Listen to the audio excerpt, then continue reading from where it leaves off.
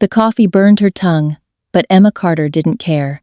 She needed the caffeine more than she needed taste buds.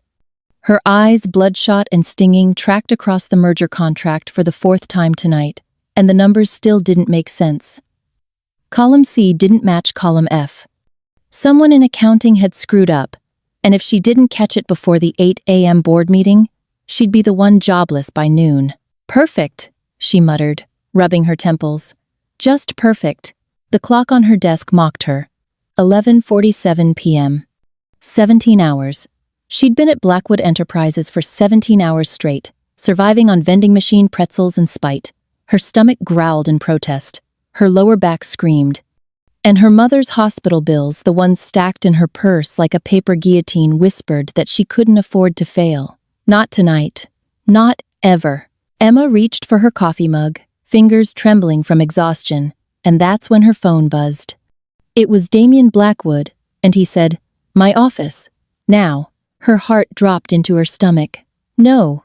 No, no, no. Damien Blackwood didn't summon anyone at midnight, unless someone was about to be fired or worse. The Alpha King of the Pacific Northwest Wolf Council didn't operate on human hours. He operated on power, control, and expectations that bordered on sadistic. Emma had worked as his executive secretary for 8 months. 8 months of walking on eggshells, of perfecting documents to impossible standards, of pretending she didn't notice the way his employees flinched when he entered a room. 8 months of pretending she didn't feel something every time his dark eyes landed on her. She grabbed her tablet, her coffee, and what was left of her dignity. The elevator ride to the top floor felt like a descent into hell. Her reflection in the polished doors showed a disaster. Mascara smudged, blonde hair escaping its bun, blouse wrinkled. She looked like she'd been hit by a truck, and she was about to face the man who owned the truck. The doors slid open with a soft ding. Damien's office occupied the entire 43rd floor.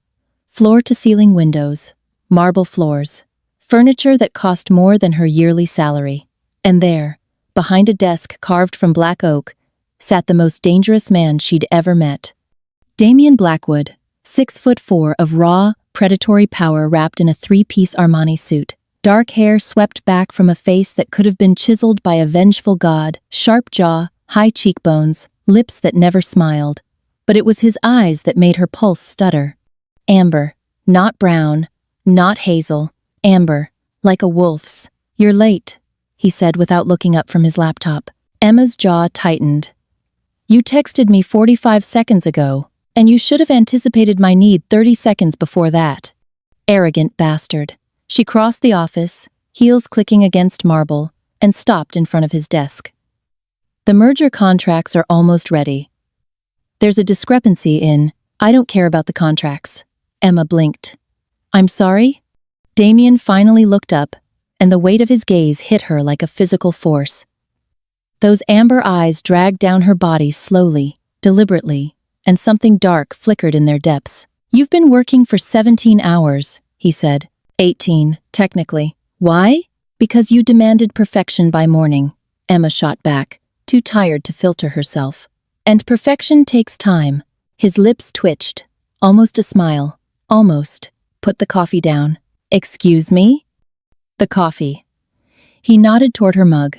Put it down before you spill it. Emma frowned but obeyed, setting the mug on the edge of his desk. Mr. Blackwood, if this is about the Henderson file, it's not. Then what? Come here. Her breath caught. What? Damien stood. And God, he was tall. He rounded the desk with the fluid grace of a predator, closing the distance between them in 3 strides. Emma's instincts screamed at her to run, but her feet stayed rooted to the floor. He stopped inches away, close enough that she could smell him cedarwood and something wild, something that made her hindbrain whisper danger. You're exhausted, he murmured. I'm fine. You're swaying. Her elbow knocked the coffee mug. Time slowed. The mug tipped. Brown liquid arced through the air. Emma lunged for it, but Damien was faster. His hand shot out, catching the mug before it hit the floor. But the coffee? The coffee splashed across his chest. His white shirt, his custom suit jacket. Emma's heart stopped. Oh my God, she whispered. Oh my God, I'm so sorry, Damien's eyes flashed gold. Not amber. Gold. Emma stumbled backward, but his free hand caught her wrist gently, but firm enough to stop her retreat. His grip was warm, too warm. Heat radiated from his skin like he was burning from the inside out. Mr. Blackwood, I'll pay for the dry cleaning, I swear. Emma. His voice dropped an octave. Rough. Guttural. Stop talking. Her mouth snapped shut. He set the mug on the desk without breaking eye contact. His thumb brushed the inside of her wrist, right over her pulse, and Emma swore she felt a spark, actual electricity jump between them. Do you know what you are? He asked softly. I what? Do you know what you smell like? Panic spiked through her chest. I don't understand. Damien stepped closer, backing her against the desk. His other hand came up, bracing against the wood beside her hip, caging her in. His face dipped toward her neck, not touching, just hovering, and he inhaled deeply. A low, rumbling sound vibrated through his chest. A growl. Vanilla, he murmured against her skin. Honey. And something else. Something I've been trying to ignore for 8 months. Emma's knees buckled. Sir, I think you should. I need to make love. The words hit her like a slap. Her eyes went wide. What? Damien pulled back just enough to meet her gaze, and his pupils were blown wide, gold bleeding into the whites of his eyes. His jaw clenched, tendons straining, like he was fighting something inside himself. I need to make love, he repeated, each word deliberate. And you're going to stay very, very still. This is Mr. Blackwood. This is completely inappropriate. His hand slid from the desk to her waist, fingers splaying across her hip. Don't move. Emma's breath came in short, shallow gasps. Her mind screamed at her to shove him away, to run, to report him to HR, but her body betrayed her. Because despite the fear, despite the insanity of this moment, there was something else pooling low in her stomach. Heat. Want. Need. Why are you doing this? She whispered. Damien's forehead dropped to hers, and his voice came out raw, tortured. Because you're my mate. The world tilted. You're what? My fated mate. He sucked in a sharp breath, and his grip on her waist tightened. The bond snapped into place the day you walked into this building. I've been fighting it ever since. But tonight, his eyes flashed gold again. Tonight, the wolf won't be denied. Emma shook her head, even as her heart hammered against her ribs. That's insane. Mates aren't real. Werewolves aren't. Damien's hand moved to her jaw, tilting her face up, and his thumb brushed across her lower lip. Tell me to stop, he said hoarsely. Tell me you don't feel this. Tell me your skin doesn't burn where I touch you. Tell me, Emma, and I'll let you walk out that door. She opened her mouth. Nothing came out. Because he was right. Her skin was on fire. Her pulse thundered in her ears. And somewhere deep, deep inside her chest, something was waking up, something wild and primal and utterly terrifying. I can't do this, she breathed. I can't. A door slammed somewhere on the floor below. Damien's head snapped toward the sound, and a feral snarl ripped from his throat, loud enough to rattle the windows.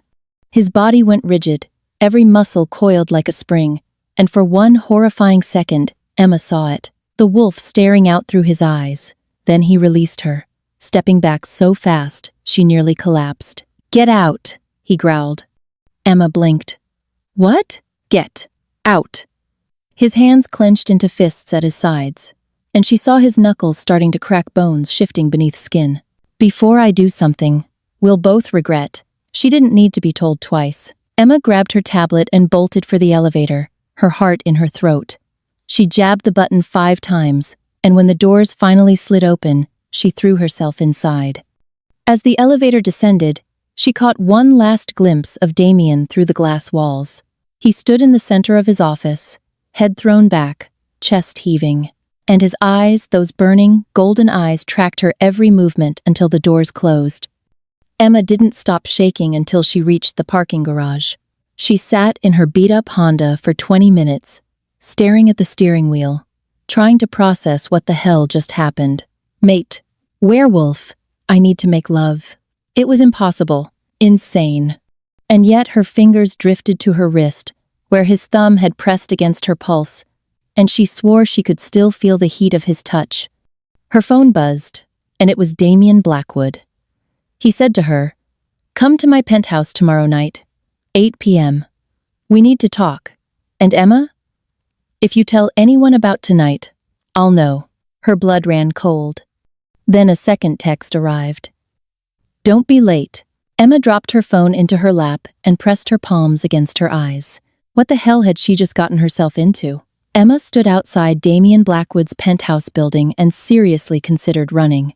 She'd spent the last 24 hours trying to convince herself that last night had been a hallucination, a stress-induced psychotic break. Maybe someone had spiked her coffee with something really good, and she'd imagined the whole thing. But the texts on her phone were real. The bruise-like tenderness on her wrist, where his fingers had wrapped around her pulse, was real. And the way her body had responded to him, that was the most terrifying part of all. "This is insane," she muttered, staring up at the building. "You should leave. You should quit. You should—" Her phone buzzed. "Damien Blackwood. I can see you stalling. Get inside." Emma's head snapped up. She scanned the building's face, searching for cameras, for windows, and there, on the top floor, she saw a silhouette standing against the glass, watching her. Her stomach dropped. How long has he been standing there? She took a breath, squared her shoulders, and walked through the gold-trimmed entrance like she was heading to her own execution. The elevator to the penthouse required a keycard. The concierge handed it to her without a word, but his expression said everything. "You poor, stupid girl." The ride up felt longer than it should have. Emma watched the numbers climb 38, 39, 40, and tried to rehearse what she'd say. "Mr. Blackwood. About last night. I think there's been a misunderstanding." "No. Too weak." "Mr. Blackwood. I'm flattered, but I'm not interested in whatever this is." Lie. Her traitorous body was very interested. "Mr. Blackwood. I quit." The doors slid open before she could finish the thought, and Emma stepped into another world. The penthouse was massive. Open-concept living space with floor-to-ceiling windows offering a 360-degree view of the city. Sleek furniture in blacks and grays. A fireplace that could fit a car, but it was the smell that hit her first. Cedarwood, leather, and something wild like a forest after rain. "Close the door behind you." Damien's voice came from across the room. Emma's pulse spiked. She stepped inside, and the door clicked shut automatically, the lock engaging with a soft snick that sounded far too final. He stood by the windows, backlit by the dying sun. He'd changed since last night, no suit jacket, just a black button-down with the sleeves rolled to his elbows, dark slacks. Barefoot. Something about that detail made him seem more dangerous, not less. "You came," he said without turning around. "You didn't give me much choice." "There's always a choice, Emma." He turned, and those amber eyes locked onto hers. "You could have run. Most humans would have." "I'm not most humans." His lips curved, almost a smile. "No, you're not." He crossed the room with that same predatory grace, and Emma forced herself to stand her ground. He stopped 3 feet away, close enough to feel the heat radiating off him, far enough that she could breathe. "Sit." He gestured to the couch. "I'd rather stand." That wasn't a request. Emma's jaw tightened, but she sat. Damien settled into the chair across from her, elbows on his knees, fingers steepled. He studied her like she was a puzzle he couldn't solve. "Do you believe in fate?" he asked. "No." "Destiny?" "Also no." "Werewolves?" Emma's fingers dug into the couch cushion. "Until last night, I would have said no to that too." Damien leaned back, and something dark flickered across his face. "Last night, you asked me why I was doing this. I told you the truth. You're my fated mate, the other half of my soul, chosen by the moon goddess herself." "That's insane, is it?" He tilted his head. "You felt it, didn't you? When I touched you, the electricity, the pull." "Yes, God, yes," she had, but admitting that felt like stepping off a cliff. "Even if I believed you," Emma said slowly, What does that have to do with me? I'm nobody. I'm a secretary drowning in debt, trying to keep my mother alive. I'm not special. Damien's eyes flashed gold. You're everything. The words hit her like a punch to the chest. He stood abruptly, pacing to the windows. The bond between mates is sacred, unbreakable. When two fated mates meet, the connection is immediate, but it has to be completed, consummated. Heat flooded Emma's cheeks. You want to? No, his voice was sharp. I need to. The wolf inside me is clawing to get out, Emma. Every second you're near me and the bond remains incomplete, I lose more control. Eventually, the wolf will take over entirely. And when that happens, his hands clenched. I won't be able to stop myself. Emma's blood ran cold. So what are you saying? That you're going to force me? Damien spun around, and the fury in his eyes made her flinch. I would never. The mate bond only works with consent, with trust, with, he exhaled harshly, with love, eventually. Then why am I here? He reached into his pocket and pulled out a folded document. He crossed the room and held it out to her. Emma took it with shaking hands. It was a contract. She scanned the first paragraph, and her stomach dropped. This is a breeding contract, she whispered. Yes. Her eyes snapped up. You want me to have your baby? Damien's jaw tightened. I'm the Alpha King of the Pacific Northwest Council. I have enemies on all sides, rival packs, rogue wolves, power-hungry counselors. If I don't produce an heir within the next year, the council can vote to remove me and install someone else. So find someone else to play incubator. It doesn't work that way. He moved closer, and Emma's breath hitched. A true alpha heir can only be born from a fated mate pairing. Any other child would be, he hesitated. Weaker, vulnerable. My enemies would tear them apart. Emma looked back at the contract, her hands trembling. The terms were laid out in cold, clinical language. Term, 1 year from signing.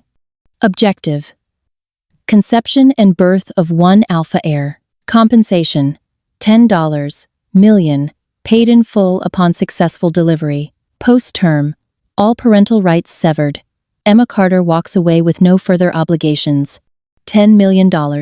Emma's vision blurred. $10 million would pay off her mother's medical bills, would give her a life, would mean she'd never have to bow and scrape for men like Damien Blackwood ever again. But it also meant, you want me to carry your child, she said hoarsely, give birth, and then just leave? Pretend it never happened? Yes, that's monstrous. Damien crouched in front of her, bringing himself eye level. I'm offering you a way out of the life that's crushing you. Your mother needs a heart transplant, one that costs $800,000. You're working yourself into an early grave trying to pay for her care. This contract solves all of that, by turning me into a broodmare. His hand shot out, gripping her chin not rough, but firm enough to force her to meet his gaze. By making you the richest woman in the city, by giving you freedom. Freedom? Emma laughed bitterly. You're asking me to sell my body. I'm asking you to save your mother's life. His thumb brushed her jaw. And yes, Emma, I'm asking you to let me touch you. To let me, his voice dropped. To let me worship every inch of you until you forget your own name. Heat coiled low in her belly, and she hated herself for it. This is blackmail, she whispered. This is survival, for both of us. He released her and stood, putting distance between them. You have 24 hours to decide. Sign the contract, and tomorrow night, we begin. Refuse, and I'll arrange for a transfer to our London office generous severance package, full benefits. You'll never see me again. Emma stared at the contract, her mind racing. $10 million, her mother's life. And all she had to do was let the monster touch her. Except he wasn't a monster, was he? He was offering her a choice. A way out. Why me? The question escaped before she could stop it. If the mate bond is real, if this is all destiny, why did fate choose me? Damien turned back to the windows, his reflection ghostly in the glass. I don't know, he said quietly, but the moment you walked into my building 8 months ago, Everything inside me said mine, and I've been fighting it ever since. Silence stretched between them. Emma looked at the contract again. At the dollar amount. At the clause that said she'd walk away free. She thought about her mother's frail hands. The hospital machines. The slow, agonizing wait for death. And she thought about the way Damien's touch had made her feel alive, electric, wanted in a way she'd never experienced. "If I sign," she said slowly, "what happens next?" Damien's shoulders tensed. "Tomorrow night, you come back here. We complete the bond. And we keep trying until I'm pregnant. Yes." Emma's hands shook as she set the contract on the coffee table. She should run, should scream, should tell him to go to hell. But instead, she heard herself say, "I need a pen." He moved across the room in 3 strides, producing a sleek black pen from his pocket. He handed it to her, and their fingers brushed that same electric jolt, that same impossible heat.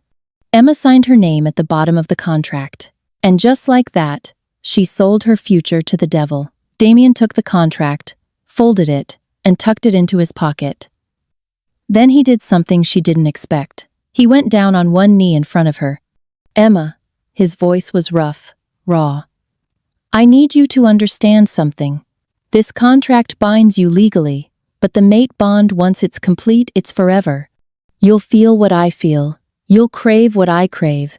And when I touch you," his hand settled on her knee, and Emma gasped. "There's no going back. I understand."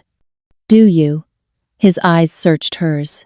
"Because tomorrow night, I'm going to strip you bare. I'm going to taste every inch of your skin. I'm going to make you come so many times you'll forget every man who came before me." His grip tightened. "And when I finally bury myself inside you, when I knot you and claim you as mine, you will never be free of me." Emma's core clenched, and a whimper escaped her throat before she could stop it. Damien's nostrils flared. "I can smell your arousal. That's invasive. That's the truth." He leaned in, his lips brushing her ear. "Tomorrow night, little mate. Come prepared." Then he was gone across the room, putting the couch between them like he didn't trust himself. "Get out," he growled. "Before I break my own rules." Emma stood on shaking legs. She made it to the elevator, stepped inside, and pressed the button for the lobby. As the doors began to close, she caught one last glimpse of Damien. He stood in the center of his penthouse, head bowed, fists clenched, and she swore she saw claws extending from his fingertips. The doors opened to the lobby. Emma walked to her car in a daze. She sat behind the wheel for 10 minutes before she finally processed what she'd just done. She'd signed a contract to have a werewolf's baby. A hysterical laugh bubbled up her throat, then her phone buzzed. It was a message from Damien Blackwood. "Sweet dreams, Emma. Tomorrow you're mine." She stared at the message, her pulse thundering. And deep, deep in her chest, in a place she didn't know existed, something howled in response. Emma didn't sleep. She'd spent the entire night staring at her ceiling, replaying Damien's words on an endless loop. "Tomorrow night, you're mine." Her body still burned where he'd touched her. Her knee, her jaw, her wrist, like he'd branded her with invisible fire. And the worst part? She wanted it. God help her. She wanted his hands on her again. Wanted to know what it felt like when a man, when a wolf, looked at her like she was the only thing in the world that mattered. Her phone alarm shattered the silence. 6 a.m. Emma dragged herself out of bed and stumbled to the shower. The hot water did nothing to wash away the anticipation coiling in her gut. She dressed mechanically black slacks, cream blouse, hair twisted into a bun, and tried to pretend this was just another day. Just another day before she became a werewolf's mate. "Breeding partner," she corrected herself bitterly. "Not mate. This is business." But the contract, burning a hole in her purse, said otherwise. The office was chaos. Apparently, Damien had called an emergency PAC meeting, which meant half the building's employees were actually werewolves, and they were all on edge. Emma caught snippets of conversation as she navigated to her desk. "Blood moon next week. The council's demanding an answer. If he doesn't present an heir soon," her stomach twisted. An heir. My baby. The thought made her dizzy. She'd barely settled at her desk when her phone buzzed. It was Damien Blackwood's message, and it reads, "Conference Room A, now." Emma's heart lurched. She grabbed her tablet and headed down the hall, trying to ignore the stares from other assistants. Did they know? Could they smell what she'd agreed to? She reached Conference Room A and pushed open the door, and froze. Damien stood at the head of the table, commanding the room like a king on a battlefield. But he wasn't alone. Surrounding him were 7 figures, 3 men, 4 women, all radiating the same predatory energy. Their eyes tracked Emma as she entered, and she felt like prey that had just wandered into a wolf's den. "Close the door," Damien said, without looking at her. Emma obeyed, her pulse hammering. One of the women, tall, blonde, with legs for days, and a dress that cost more than Emma's car, smiled. It didn't reach her eyes. "So this is your little secretary," the woman purred. "How quaint." Damien's jaw tightened. "Emma, meet my inner circle, my beta, Marcus." He nodded to a man with dark hair and a scar bisecting his eyebrow. "My gamma, Thomas." "And my former fiancée, Victoria Thorne." The blonde's smile sharpened. Emma's blood ran cold. "Former fiancée. Victoria is the alpha of the Northern Ridge Pack," Damien continued, his tone clipped. "She's here to discuss the merger between our territories." Victoria's ice-blue eyes locked onto Emma. "And you brought your secretary to this meeting because?" "Because I wanted her here." Damien's voice dropped into alpha command, the kind that made everyone in the room straighten unconsciously. "Continue your report, Victoria." But Victoria wasn't done. She circled the table slowly, her heels clicking against marble, until she stood directly beside Emma's chair. "Tell me, darling," Victoria murmured, leaning down until her lips nearly brushed Emma's ear. "Do you know what you smell like?" Emma's fingers dug into her tablet. "Excuse me? Vanilla. Honey. And," Victoria inhaled deeply, "fear. You reek of it." "That's enough," Damien growled. But Victoria ignored him. Her hand settled on Emma's shoulder, light as a feather, sharp as a blade. "I've known Damien for 20 years. We were betrothed as children. I was supposed to be his queen, bear his heirs, rule by his side." Her nails dug in, just enough to sting. "So tell me, little human, what makes you so special?" Emma's heart hammered, but she forced herself to meet Victoria's gaze. "I'm just here to take notes." "Liar." Victoria's eyes flashed amber. "You're here because he's already claimed you, isn't he?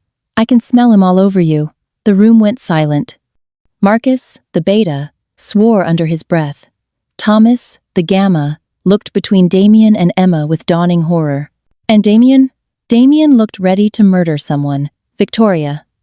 His voice was laced with warning. "Remove your hand from her. Now." Victoria's smile was poisonous. "Or what, darling?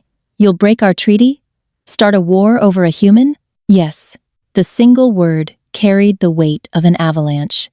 Victoria's hand jerked away like Emma's shoulder had burned her. She straightened, her composure fracturing for just a second, long enough for Emma to see the rage simmering beneath. "So it's true," Victoria whispered. "The rumors. You found your fated mate?" Her laugh was brittle. "And she's nothing." "Get out," Damien snarled. "Excuse me?" "Get out of my building." He moved around the table with terrifying speed, inserting himself between Victoria and Emma. "Before I forget that we share a border." Victoria's expression twisted into something ugly. "You're making a mistake, Damien. The council won't accept a human queen, and they certainly won't accept a half-breed heir from a secretary. The council will accept what I tell them to accept. We'll see." Victoria grabbed her purse and stalked toward the door, but she paused, glancing back at Emma with a look that promised violence. "Enjoy your time with him, sweetheart. It won't last." The door slammed behind her. Marcus was the first to speak. "Damien, if Victoria goes to the council, let her." Damien's eyes were still gold, still feral. "I'm done playing politics. She could start a war. Then we go to war." Thomas stood, his expression grim. With all due respect, Alpha, this is about more than pride. If the Northern Ridge Pack withdraws their support, we lose access to their trade routes, their resources. We'd be crippled within months. I don't care. You should care, Marcus snapped. You have a responsibility to this pack. Too. His gaze slid to Emma. No offense, but is she really worth it? Damien's hand slammed onto the table, cracking the wood. One more word, Marcus, and you'll be looking for a new Alpha to serve. The room went deathly quiet. Emma's chest tightened. This was her fault. She'd signed that contract, agreed to this insanity, and now an entire pack was on the brink of war because of her. I should go, she whispered. No. Damien's voice was absolute. Everyone else leaves. Emma stays. Marcus and Thomas exchanged a look, but they obeyed. The others filed out silently, and soon it was just Emma and Damien, alone in the shattered silence. He stood with his back to her, shoulders heaving. I'm sorry, Emma said quietly. I didn't mean to. Don't apologize. He turned, and his eyes were human again. Amber, not gold, but the fury was still there, simmering beneath the surface. Victoria is a threat. She's been trying to consolidate power for years, and our engagement was supposed to be her ticket to ruling the entire Northwest. You were really engaged to her? It was arranged, political. He scrubbed a hand over his face. I called it off 6 months ago because I couldn't stop thinking about. He cut himself off. About what? His gaze locked onto hers. About you. Emma's breath hitched. Damien crossed the room and crouched in front of her chair, the same position he'd taken last night. I need you to understand something. Victoria is dangerous. She's ruthless, cunning, and she will come for you. Why? Because you're a threat to everything she's worked for. His hands settled on her knees, warm, possessive. And because she knows that if she hurts you, she hurts me. Emma's pulse raced. What are you saying? I'm saying that after tonight, after the bond is complete, you'll be under my protection. Any wolf that touches you answers to me. His thumbs traced circles on her thighs. But until then, you're vulnerable. So what do I do? Stay close to me. His eyes flashed gold again. And tonight, when I claim you, let the whole damn world know you're mine. 6 hours later, Emma stood in Damien's penthouse bathroom, staring at her reflection. She'd showered, shaved, put on the silk robe Damien had left for her black, barely reaching mid-thigh, held together by a single tie. Her hands shook as she tied the knot. This is it. This is really happening. A soft knock on the door made her jump. Emma, Damien's voice, low and rough. Come out, please. She took a breath, opened the door, and forgot how to breathe. Damien stood in the bedroom, shirtless. His chest was a masterpiece of muscle and ink, a black wolf tattoo stretched across his ribs, its eyes glowing gold. He wore only low-slung sweatpants, and the hunger in his gaze made her knees weak. You're so fucking beautiful, he murmured. Emma's cheeks burned. I'm not. He was on her in 2 strides, backing her against the wall. His hands framed her face, and his forehead dropped to hers. The bond is going to hurt at first, he whispered, like fire in your veins. But then, his thumb brushed her lower lip. Then you'll feel everything I feel. My desire, my need, my... A crash echoed from the living room.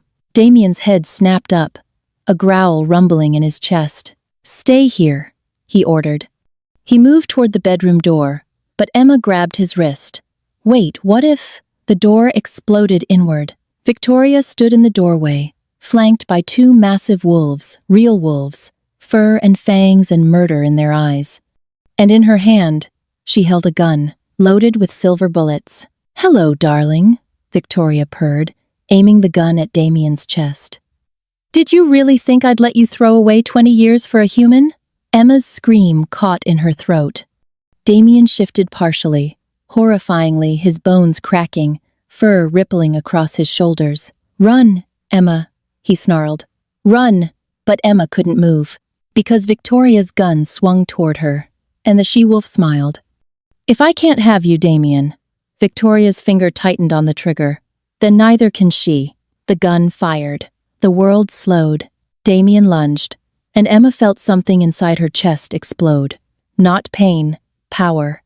Her vision went white, her body convulsed, and when her eyes snapped open, they were glowing silver. The bullet stopped mid-air, suspended by an invisible force. Victoria's smile vanished. What the? Emma's hand shot out, and the bullet reversed course, slamming back into the gun, shattering it into pieces. Then everything went black. Emma woke to the smell of antiseptic and wolf. Her eyelids felt like lead weights. Every muscle in her body ached, like she'd been hit by a truck twice. And there was something wrong inside her chest. Something that pulsed and writhed and felt entirely too alive. Emma. Damien's voice. Rough with exhaustion, she forced her eyes open. The room swam into focus, white walls, medical equipment, fluorescent lights that stabbed into her skull. And there, gripping her hand like a lifeline, was Damien. He looked like hell, dark circles under his eyes, stubble shadowing his jaw. His shirt was torn, blood-stained, and his knuckles were bruised and split. What? Emma's voice cracked. What happened? Relief flooded his face. You've been unconscious for 18 hours. 18 memory crashed back. Victoria. The gun. The bullet. Stopping in mid-air.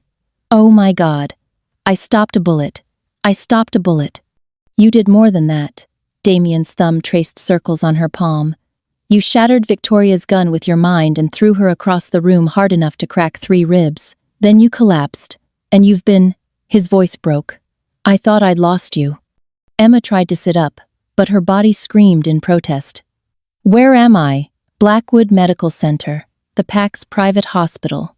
He pressed a button, and the bed adjusted, raising her into a sitting position. Emma, we need to talk about what happened. I don't know what happened. 1 second, Victoria was going to shoot me, and the next, she stared at her hands.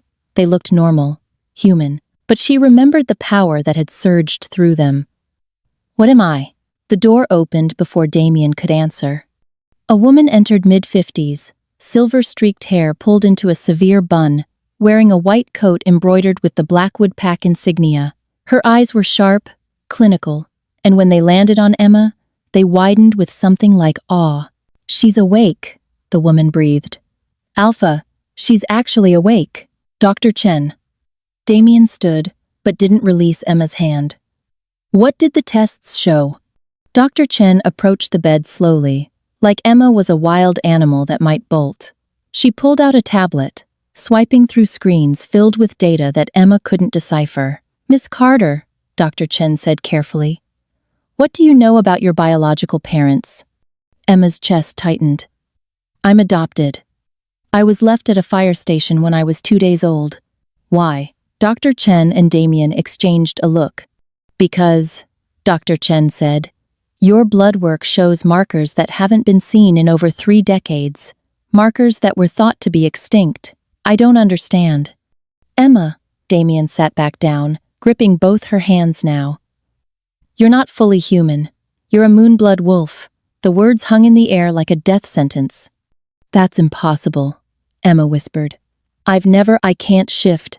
I don't have claws or fangs or... Moonblood wolves are different, Doctor. Chen interrupted. They're born dormant. Their wolf lies sleeping until triggered by extreme stress or, her gaze flicked to Damien, by contact with their fated mate. Emma's stomach dropped. You're saying Damien woke something inside me? The mate bond acts as a catalyst, Dr. Chen explained. It unlocks the wolf. But moonblood wolves are rare for a reason, Miss Carter. They're the original bloodline, the first wolves created by the moon goddess herself. They're stronger, faster, and their power isn't just physical. What does that mean? Damien's jaw tightened. It means you have abilities other wolves don't. Telekinesis, psychic shields. Some moonbloods could even control other wolves' minds. Emma yanked her hands away. That's insane. I'm not some weapon. You're not a weapon. Damien's voice was fierce. You're the most powerful wolf born in a generation. And our child. He stopped, his eyes widening. Dr. Chen, the baby. Is she... She's fine, Dr. Chen said quickly. The pregnancy is stable. The room tilted. What? Emma's voice came out strangled. Dr. Chen's expression softened. You're approximately 3 weeks pregnant, Miss Carter. Conceived the night you signed the contract, based on the hormone levels. It seems werewolf fertility is significantly accelerated with moonblood genetics. Emma couldn't breathe. 3 weeks. They'd only been together once one night of desperate, primal claiming after Victoria's attack, when Damien had carried her from the wreckage of his penthouse to his bed and completed the bond with a tenderness that had shattered her. And now? I'm pregnant, she whispered. Damien's hand found hers again. Emma, look at me. She did, and the raw emotion in his amber eyes stole what was left of her breath. This changes everything, he said hoarsely. That child, our daughter, shall be the most powerful alpha heir ever born. Half moonblood, half alpha king bloodline. The council will try to take her, a new voice said from the doorway. Marcus stepped inside, his expression grim. We have a problem, Damien. A big one. Damien's entire body went rigid. What is that? Marcus hesitated, glancing at Emma. Maybe she shouldn't see this. Show me, Emma demanded. Marcus crossed the room and handed Damien the tablet. Damien pressed play, and Victoria's face filled the screen. She stood in what looked like a conference room, surrounded by stern-faced wolves, the council, Emma realized. Victoria's ribs were wrapped, her lips split, but her smile was triumphant. Honored council members, Victoria's voice rang out, smooth as poison. I come before you with evidence of a threat to our way of life. Alpha King Damien Blackwood has taken a moonblood as his mate, a bloodline we swore to eliminate after the Great Purge of 1987. Murmurs rippled through the council. And worse, Victoria continued. This moonblood is now carrying his child, an abomination that will possess powers we cannot control, powers that could destroy us all. The camera panned to show a projection screen behind her, and Emma's blood turned to ice, because on that screen was footage grainy but unmistakable of Emma in Damien's penthouse, her eyes glowing silver, the bullet stopping mid-air, Victoria's gun exploding. Where did she get that? Emma breathed. Marcus's expression darkened. Someone on the inside filmed it. Someone in your inner circle, Damien. Damien's hands clenched into fists, claws extending. I'll kill them. On the video, Victoria addressed the council again. I propose we invoke Section 7 of the Pack Accords. Extermination of rogue bloodlines. The Moonblood and her unborn child must be eliminated for the safety of all wolfkind. The council erupted in debate. The video ended. Silence crashed over the hospital room. Emma couldn't move, couldn't think, couldn't process the fact that an entire governing body had just voted on whether she and her unborn baby should die. They can't do this, she whispered. They can't just... They can, Damien said flatly. He stood, handing the tablet back to Marcus. Section 7 is ancient law. If the council votes unanimously, they can order an execution without trial. Then we run. Emma threw off the blanket, swinging her legs over the edge of the bed. Pain lanced through her, but she ignored it. We leave the country. They'll find us. Damien caught her shoulders, easing her back. The council has connections everywhere. Canada, Europe, Asia. There's nowhere we can hide that they won't eventually track us down. So what do we do? Emma's voice cracked. Just wait for them to kill me? No. Damien's eyes flashed gold. We fight back. Marcus stepped forward. Damien, you can't go to war with the council. They control 20 packs across the Northwest. We'd be outnumbered 50-1. Then we even the odds. Damien turned to Dr. Chen. How long until Emma can shift? Dr. Chen blinked. I don't know. Moonblood wolves typically shift within days of awakening, but Miss Carter's case is unique. The pregnancy might be suppressing the transformation to protect the fetus. Then we accelerate it. That's dangerous, Dr. Chen protested. If we force the shift before her body is ready. I don't care about the risks. Damien's voice dropped into alpha command. Emma needs to be able to defend herself. Our daughter needs her mother alive. Do whatever it takes. Emma grabbed his wrist. Damien, wait. What if I can't shift? What if this power was just a fluke? He crouched in front of her, cupping her face. It wasn't a fluke. You stopped a bullet with your mind, Emma. You threw a full-grown alpha across a room. That power is inside you, we just need to bring it to the surface. And if I lose control, if I hurt someone, then I'll be there to bring you back. His forehead pressed to hers. I will always bring you back. Emotion clogged Emma's throat. 3 weeks ago, she'd been a nobody. A secretary drowning in debt, invisible to the world. Now she was pregnant with a Wolf King's baby, hunted by a supernatural government, and apparently possessed powers that could level buildings. This is insane, she whispered. I know. Damien's lips brushed hers, soft, reverent. But you're not alone anymore. You have me. You have the pack, and we will burn the world down before we let anyone touch you or our daughter. A knock on the door interrupted them. Thomas, the Gamma, entered. His face was ashen. Alpha, we have a situation. The council just issued a formal summons. You have 48 hours to present Emma Carter for judgment, or they'll consider it an act of war. Damien's eyes blazed gold. Let them try. There's more. Thomas pulled out his phone, and his hands shook as he showed Damien the screen. Someone leaked the footage to the human media. It's gone viral. 5 million views in the last hour. Emma's heart stopped. On the phone screen was a news headline. Breaking. Video shows woman with supernatural powers, stopping bullet hoax or reality. Below it, the comments section was exploding. Is this CGI? If this is real, we need answers. Who is she? Oh my God, Emma breathed. My face. They can see my face.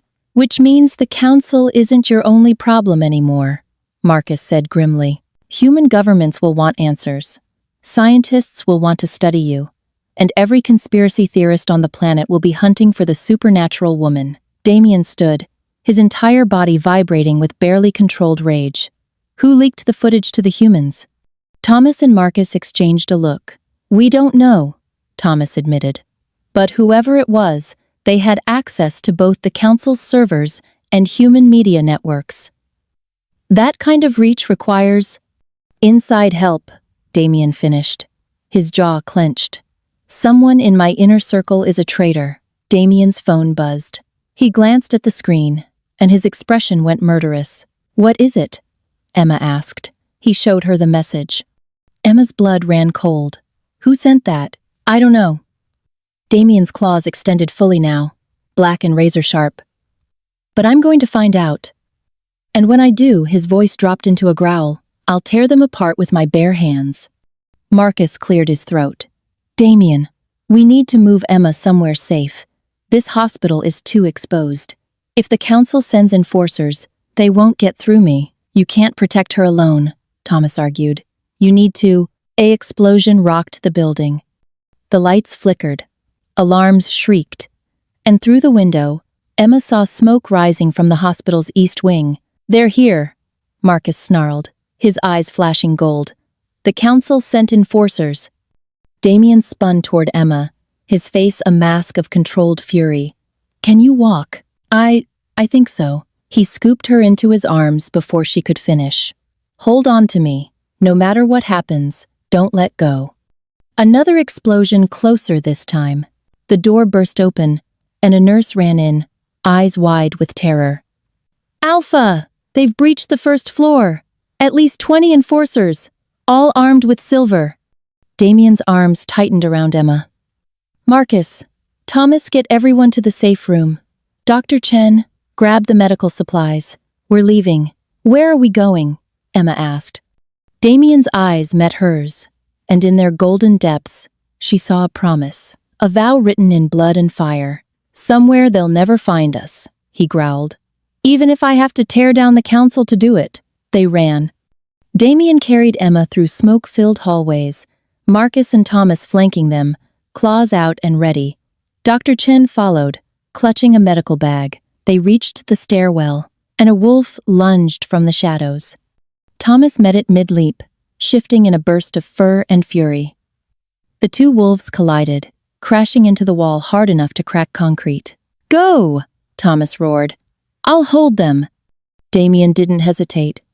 He barreled down the stairs, taking them 3 at a time, Emma clinging to his neck. They burst into the parking garage and stopped, because standing between them and freedom was a figure in a silver mask.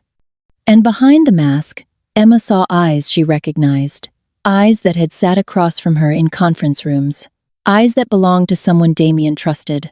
"Hello, brother," the figure said, removing the mask. "Marcus." Emma's scream caught in her throat. Damien's beta, his most trusted advisor, smiled. "Did you really think I'd let you throw away everything we built for a human?" Damien's growl was inhuman. "You, me." Marcus's eyes flashed red, not gold, red. "I've been planning this for months, Damien. Feeding information to Victoria, leaking footage to the council. And now, he raised a silver-loaded gun. I'm going to finish what should have been done the moment you found your precious moonblood." The gun aimed at Emma's head. Damien roared a sound of pure, primal rage, and Emma felt her wolf explode to the surface. Her eyes blazed silver, her skin erupted in white fur, and when she screamed, the entire parking garage shook. Marcus's gun fell from his hands. "Impossible," he whispered. Emma stood on 4 legs now, a massive white wolf, easily twice the size of any normal shifter. Power radiated from her in visible waves, making the air shimmer. And when she spoke, her voice echoed with the weight of centuries. "You threaten my mate. You threaten my child. You will die." She lunged. Emma couldn't stop shaking. Her hands, human now, pale and trembling, were stained crimson. The metallic taste of blood lingered on her tongue, and every time she closed her eyes, she saw it. Marcus's throat, her jaws clamping down, the light leaving his eyes. "I killed him," she whispered for the 100th time. "Oh God, I killed him." Damien knelt in front of her, carefully wiping the blood from her hands with a warm cloth. His touch was gentle, but his eyes still flickering between amber and gold betrayed the wolf raging beneath his skin. "You survived," he corrected quietly. "He was going to kill you. Kill our baby. You did what you had to do." I ripped out his throat. Emma's voice cracked. I felt his spine snap between my jaws. "I wanted to kill him, Damien." The wolf, she didn't just defend us. She enjoyed it. Damien's hands stilled. He cupped her face, forcing her to meet his gaze. "That's the wolf's nature, Emma. We're predators, killers. And when someone threatens our mate, our pup," his jaw clenched, "there is no mercy, only blood. I'm a monster. You're a mother protecting her child." His thumbs brushed away her tears. "And I have never been more proud of you." Emma wanted to believe him, wanted to accept what she'd become, but the image of Marcus's lifeless body kept flashing behind her eyelids. Dr. Chen approached, her expression carefully neutral. "Miss Carter, I need to examine you. The shift, especially a first shift that violent, can cause internal damage." Emma nodded numbly and lay back on the cot. As Dr. Chen worked, Emma studied their surroundings. The bunker was massive, clearly designed to house dozens of wolves during emergencies. Heavy steel doors, reinforced walls, and judging by the dust on the furniture, it hadn't been used in years. "Where are we?" Emma asked. "Safe House Alpha," Damien said from across the room, where he was talking in low tones with Thomas. "Built by my grandfather during the last council war. It's off the grid, no electronic signatures, no paper trail. As far as the world knows, this place doesn't exist. How long can we stay here?" Damien's expression darkened. "As long as we need to." "But," he broke off, jaw tightening. "But what?" Thomas answered, his voice grim. "But the council will declare open war if we don't respond to their summons within—" He checked his watch. 36 hours. And Victoria's pack is already mobilizing. We've got scouts reporting troop movements along the northern border." Emma's stomach dropped. "How many?" "At least 200 wolves. Maybe more." Thomas ran a hand through his hair. Damien, we can't fight those numbers. Not with the pack scattered, and Marcus's betrayal leaving us blind to how deep the conspiracy goes. Then we don't fight. Damien's eyes flashed gold. We give them what they want. Silence crashed through the bunker. You can't be serious, Thomas breathed. You'd hand Emma over to the council? They'll execute her on sight. I'm not handing her over. Damien's voice dropped into alpha command. I'm claiming her. Publicly. Permanently. In front of the council and every pack in the Northwest. Emma sat up so fast Dr. Chen's stethoscope fell from her neck. What? Damien crossed to her in 3 strides. The only law that supersedes the council's authority is the sacred right of claiming. If I formally claim you as my mate and Luna before witnesses, under the full moon, the bond becomes unbreakable. Any wolf who harms you after that commits treason against the Alpha King himself. But Victoria said the council won't accept a human. You're not human anymore. Damien's hand settled over her still flat stomach.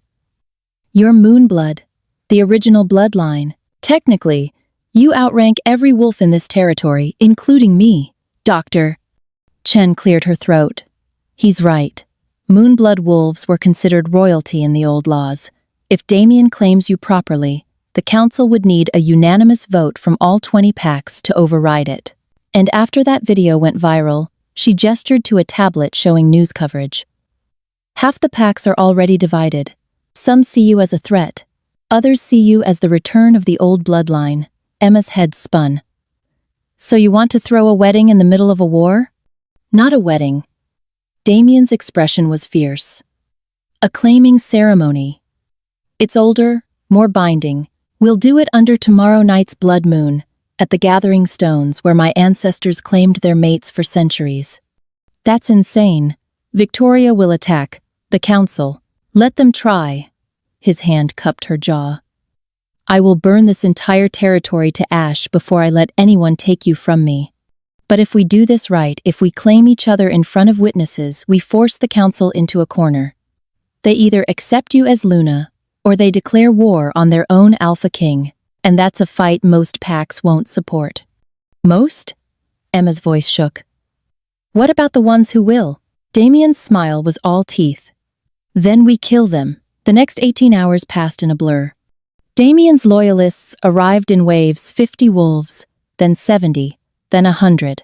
Not enough to win a full-scale war, but enough to make the council think twice.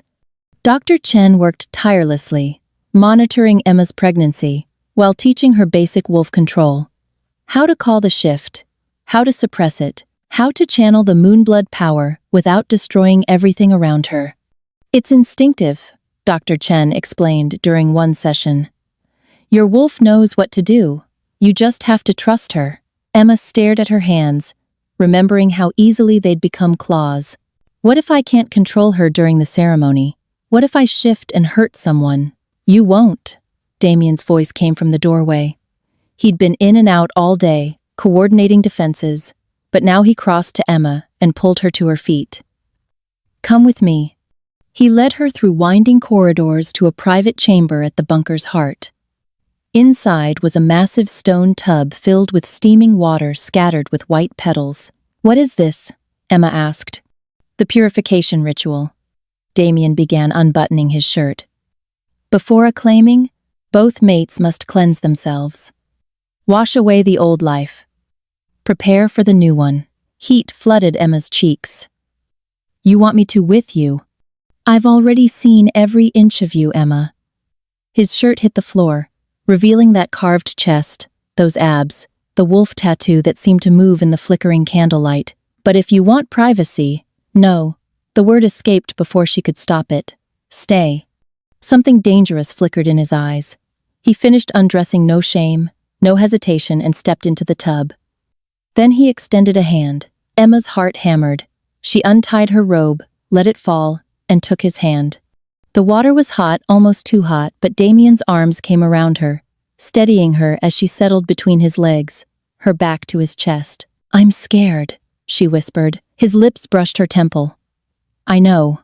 What if the ceremony doesn't work? What if the council, then we run, we disappear? We raise our daughter somewhere the council can't touch us. Emma turned in his arms, water sloshing. You'd give up your pack? Your throne? For you? His forehead pressed to hers. I'd give up everything. Emotion clogged her throat. 3 weeks. That's all they'd had. 3 weeks of madness and danger, and a connection so intense it terrified her. But somewhere along the way, she'd stopped fighting it. Stopped fighting him. I love you, she whispered. Damien went absolutely still. What? I love you. The words came easier now. I don't know when it happened. Maybe when you first touched me. Maybe when you looked at me like I was worth dying for. But his mouth crashed into hers. The kiss was desperate, claiming, a promise written in heat and need. His hands tangled in her wet hair, pulling her closer, and Emma melted into him. When they finally broke apart, both breathing hard, Damien's eyes were pure molten gold. Say it again, he growled. I love you. Again. I love you, Damien Blackwood. A shudder ran through him. I've waited 8 months to hear those words. His hand slid to her stomach, protective and possessive. I love you, Emma Carter. My mate. My Luna. The mother of my child. His voice dropped to a whisper. My everything. The blood moon rose like a wound in the sky. Emma stood at the entrance to the gathering stones, wearing a white dress that Dr. Chen had somehow procured simple, flowing, with silver embroidery that caught the moonlight. Her hair hung loose, and around her throat, Damien had placed a silver pendant, the symbol of the Blackwood Pack. You look like a queen, Dr. Chen whispered, adjusting Emma's dress. Emma's hands shook. Through the stone archway, she could see hundreds of wolves gathered in the ancient circle. Damien's loyalists stood on one side. On the other, the council members, their faces carved from stone. And in the center, radiating murderous intent, stood Victoria. She's going to try something, Emma breathed. I know. Dr. Chen pressed something into Emma's hand, a small silver dagger. Keep this hidden. If things go wrong, they won't. Damien appeared beside them, and Emma's breath caught. He wore traditional alpha regalia, black leather, and ceremonial furs, his chest bare beneath an open vest, revealing the wolf tattoo. His hair was loose, his eyes blazing gold, and he looked every inch the predator king he was. Ready? He asked. Emma tucked the dagger into her dress's hidden pocket. As I'll ever be. He took her hand, and electricity sparked between them the bond, recognizing what was about to happen. Together, they walked into the circle. The elder, a wolf so old her hair was pure white, stood at the circle's center. She raised her hands, and silence fell. We gather under the blood moon, she intoned, to witness the sacred rite of claiming. Alpha King Damien Blackwood seeks to bind himself to Emma Carter, moonblood of the lost lineage. Does anyone challenge this union? Victoria stepped forward. I do. Murmurs rippled through the crowd. Damien's hand tightened on Emma's. On what grounds? Victoria's smile was vicious. On the grounds that she's an abomination, a threat to our way of life. And she pulled out a document. On the grounds that your mate is still legally bound to another. Emma's blood ran cold. What? Victoria handed the document to the elder. Emma Carter signed a breeding contract with Alpha Blackwood 3 weeks ago. A business arrangement to produce an heir in exchange for money. That's not a mate bond. That's prostitution. The crowd erupted. Damien snarled, moving to lunge at Victoria. But Emma caught his arm. It's true, she said loudly, her voice carrying across the circle. I signed that contract. Gasps echoed. Damien's eyes snapped to hers, but Emma kept her gaze on Victoria. I signed a contract because I was desperate, because my mother was dying, and I had no other options. She stepped forward, addressing the entire crowd. Yes, Damien offered me money. Yes, it started as a transaction, but... She turned to Damien, and her heart cracked open. Somewhere along the way, it became real. The bond between us isn't about contracts or money or heirs. It's about choice, and I choose him. Every day, every moment. Even knowing the danger, even knowing I might die tomorrow. She looked back at Victoria. So yes, I signed your contract, but I'm tearing it up now. Emma pulled the folded contract from her dress. She'd kept it, always, as a reminder of where she'd started, and held it up. Then her eyes flashed silver, and the contract burst into flames. It disintegrated in her hands, ashes scattering on the wind. I am no one's whore, Emma said quietly. I am Damien's mate, his Luna, and the mother of the next alpha heir. Anyone who challenges that, her power rippled outward, making the stones themselves hum, challenges me. Silence. Then Victoria laughed. Brave words for a girl who can barely control her wolf. She shifted partially, her eyes glowing red, claws extending. Let's see if you can back them up, she lunged. Emma's wolf exploded to the surface. But Damien was faster. He intercepted Victoria mid-leap, both of them shifting completely.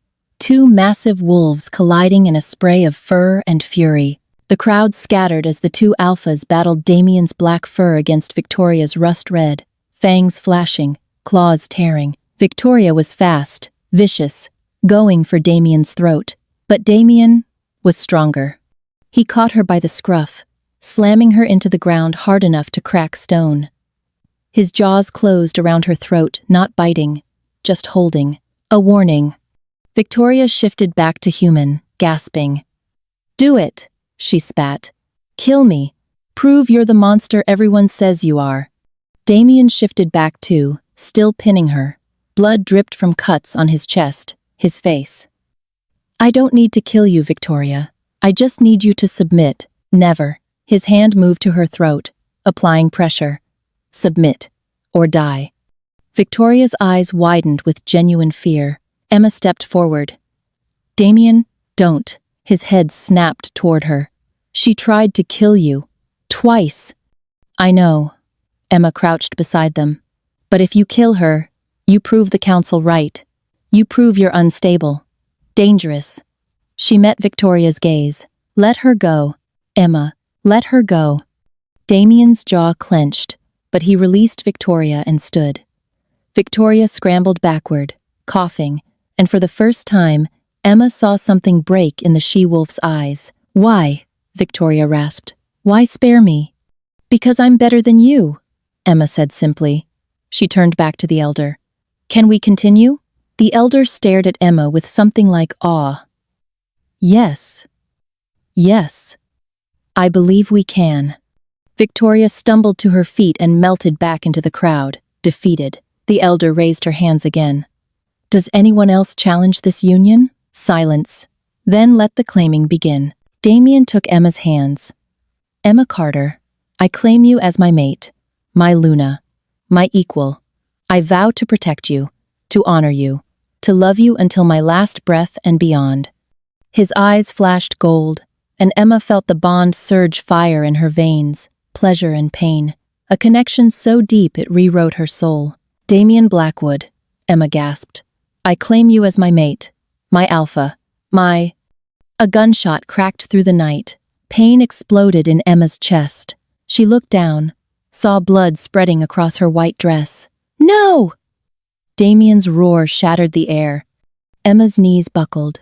Damien caught her as she fell, his face a mask of horror. And across the circle, stepping from the shadows with a smoking gun, was Thomas. I'm sorry, Alpha, Thomas said, his voice hollow. But the council pays better. Damien's howl was inhuman, a sound of pure, soul-destroying rage. Emma's vision blurred. She could feel the baby still there, still fighting, but her own heartbeat was slowing.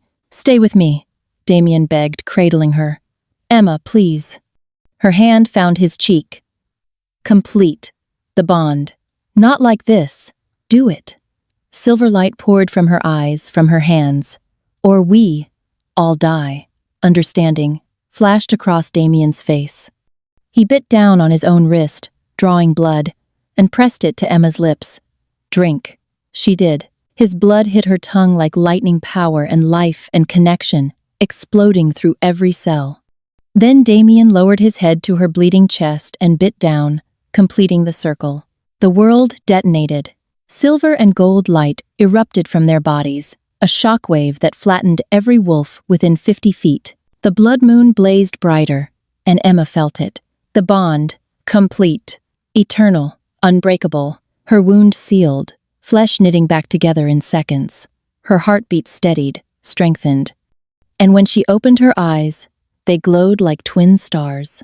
She stood, Damien rising with her, and together they turned to face Thomas. He was running. Emma raised her hand, and Thomas stopped, frozen in place, held by invisible force. "You shot me," Emma said, her voice echoing with ancient power. "You shot my baby." I was following orders," Thomas choked out. "Whose orders?" Thomas's eyes rolled back. Emma felt the moonblood power surge, psychic fingers digging into his mind, ripping out the truth. And what she found made her blood freeze. "The council," she whispered. "All of them. They planned this from the beginning. Marcus, Thomas, Victoria. All of them were paid to." Her gaze snapped to the council members, "to eliminate me before I could shift." The councilors scattered, but Emma's power held them all. 20 wolves, frozen like statues. "Emma," Damien's hand on her shoulder, "what do you want to do?" She looked at the wolves who'd tried to kill her. Kill her baby. The wolf inside her screamed for blood. But Emma thought of Marcus's dead eyes, thought of Victoria's broken expression, thought of what she was about to become. "Let them go," she said. Damien's eyes widened. "What?" Emma released her psychic hold, and the counselors collapsed. "Let them go. But mark them. Let every pack know what they tried to do. Let them live with the shame." She turned to face the assembled wolves, hundreds of them, all staring at her with awe and terror. "I am Emma Blackwood," she said, her voice carrying across the stones. "Luna of the Pacific Northwest Pack, Moonblood, and mother of the next Alpha heir. Anyone who challenges my right to stand here," silver light blazed around her, "will answer to me." Silence. Then, one by one, the wolves dropped to one knee. All of them, even the council, even Victoria. 6 hours later, Emma sat in the bunker's medical bay, Dr. Chen's ultrasound wand pressed to her stomach. "There," Dr. Chen breathed, turning the screen. Emma's eyes filled with tears, because on that screen were 2 heartbeats. "Twins," Dr. Chen said, smiling. "A boy and a girl." Damien's hand found Emma's, gripping tight. "Twins." Emma laughed a sound of pure, exhausted joy. "We're having twins." "You're having the most powerful heirs in wolf history," Dr. Chen corrected. "The council will never dare challenge you again." Emma looked up at Damien, at this fierce, complicated man who'd upended her entire life. "I love you," she whispered. His lips found hers. "I love you, my Luna, my everything." Outside, dawn broke over the gathering stones, and for the first time in weeks, Emma felt safe. Emma stood at the nursery window, watching the first snow of winter fall, her hands cradling her swollen belly. 6 months pregnant with twins, and she'd never felt more powerful. The moonblood abilities had only grown stronger. She could sense every wolf in a 5-mile radius, could shift at will a massive white wolf that made even the largest alphas look small. And the bond with Damien? It was everything. She felt him before she heard him, that electric pull that never faded. Damien's arms wrapped around her from behind, his hands covering hers on her stomach. "They're restless today. They're always restless."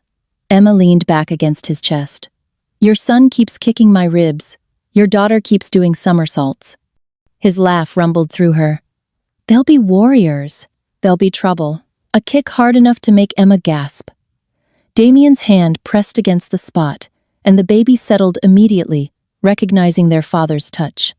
"The council sent another gift," Damien murmured against her hair. "A formal apology. Again." Emma smiled. After the claiming ceremony, the council had been falling over themselves to make amends. Half of them had resigned in disgrace. The other half now answered directly to Emma. Luna of the Pacific Northwest Pack. The title still felt surreal. And Victoria? Exiled to Alaska. Last I heard, she's working as a bartender in Anchorage. Damien's tone was satisfied. Fitting end for someone who wanted to be queen. Emma turned in his arms. Do you ever regret it? Choosing me over peace with the council? His amber eyes softened. Not for a single second, even though You're perfect. He cupped her face. You're strong, brilliant, fierce. You stopped a war, Emma. You united the packs. A contraction seized her. Emma gasped, doubling over. Damien's face went white. Emma? What? The babies. Another contraction. Stronger. They're coming, but you're only 6 months. Werewolf pregnancies accelerate. Emma clutched his arms. Damien, they're coming now. 4 hours later, Emma held her children. A boy, dark hair like his father, already displaying tiny claws. A girl, white blonde hair like her mother, eyes that flickered between amber and silver. They're perfect, Emma whispered, tears streaming. Damien sat beside her, his finger clutched in his son's tiny fist. They're incredible. Dr. Chen smiled from the doorway. Congratulations, Luna.